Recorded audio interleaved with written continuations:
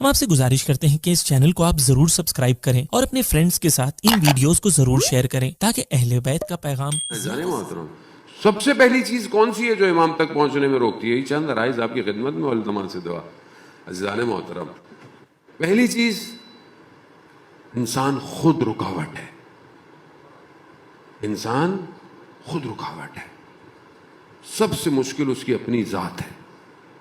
خود پھنسا ہوا ہے. فجر میں خدا نہ خواستہ کسی کی نماز قضا ہو جائے تو کیا کسی نے اس کو نہیں اٹھایا؟ آپ کیا سمجھتے ہیں؟ آپ کو کوئی نہیں اٹھاتا فجر میں؟ آپ بولتے ہیں کہ مطلب اگر آپ اٹھ جائیں تو آپ کو کوئی سلاتا ہے؟ نہیں نماز نہیں پڑھو، سو جاؤ. تو کبھی کبھی میں کیوں نہیں اٹھتا؟ میں بچوں جوانوں سے کہہ رہا ہوں ماشاء اللہ، کیوں نہیں اٹھتا؟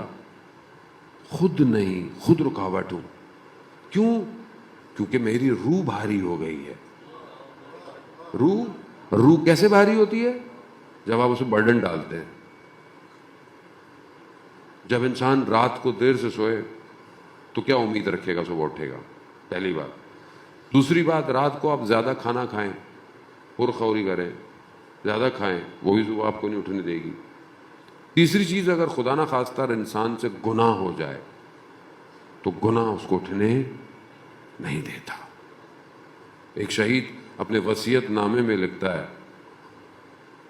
کہ ایک دن میں جب اٹھا تو سورج نکلا ہوا تھا اور میری زندگی کا سب سے تاریک دن تھا یہ کہ میری فجر رہ گئی اور سورج نکلا ہوا تھا. ہماری زندگی میں کتنے تاریک دن ہیں ایسے؟ ہم نے کبھی سوچا؟ ہم خود رکاوٹ ہیں. خدا تو منع نہیں، خدا تو کہتا ہے میں شہرک کے قریب، شہرک سے بھی زیادہ، یعنی خدا مجھ سے بھی زیادہ میرے قریب ہے. لیکن میں کیوں نہیں پہنچ رہا خدا تک؟ کیونکہ میں خود رکاوٹ ہوں.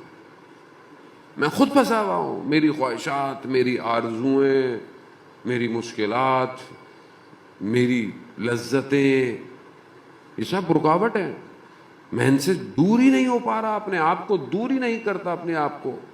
یہی پھنسا ہوا. پھر کہتے ہیں کہ مجھ سے یہ نہیں ہوتا، مجھ سے وہ نہیں ہوتا، میں یہ نہیں کرتا. کیسے کریں گے؟ اب ایک بچہ کہے کہ میں صبح پیپر میں میں نے پیپر میں مجھے کچھ سمجھ نہیں آ رہا.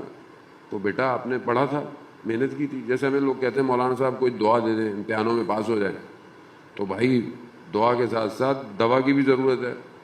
محنت کرو، یاد کرو، پھر ہم تمہیں کوئی ایسی دعا دیں گے جو تم نے یاد کیا ہوگا تمہیں یاد آ جائے گا. لیکن یاد تو کرو. کتاب کھول کے بھی دے دے آدمی تو کسی نے کتاب پڑھی ہوگی تو کتاب کھول کے بھی وہی نقل کر سکتا ہے جس نے کتاب پڑھی ہوئی ہو.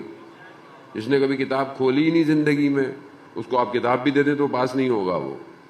بات یہ ہے کہ جب تک کچھ کروں گا نہیں تو اگلا قدم آگے بڑھے گا کیسے امام تک؟ میں بتا رہا ہوں کہ مشکل امام کو پہچاننا ہے. ہم دوسروں کی طرف تو انگلیاں بہت اٹھاتے ہیں کہ دیکھو انہوں نے امام کو نہیں پہچانا، انہوں نے امام کو چھوڑ دیا، یہ چھوڑ دیا. ہم نے اپنے زمانے میں امام کو کتنا پہچانا؟